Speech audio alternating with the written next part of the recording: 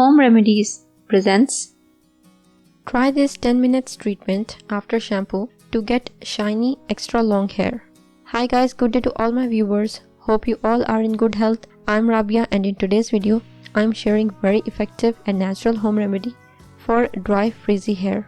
So I recommend to watch the video till the end to get full information, and without any more wait, let's start.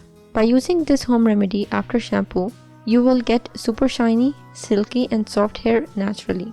This also helps to prevent hair fall and get rid of dandruff and promotes hair growth. This is a simple home remedy that is 100% natural, so you can use it without any worries. To prepare this, you will need an empty spray bottle, aloe vera gel 1 cup, 250 ml. Try to use fresh one. Honey 1 teaspoon, apple cider vinegar 2 teaspoons. Preparation: mix all the ingredients in a spray bottle, shake it well and your remedy is ready to use. How to use it: spray this on your wet hair after shampoo, leave for 10 to 20 minutes and after this wash your hair with plain water. You can use this remedy twice a week for best results.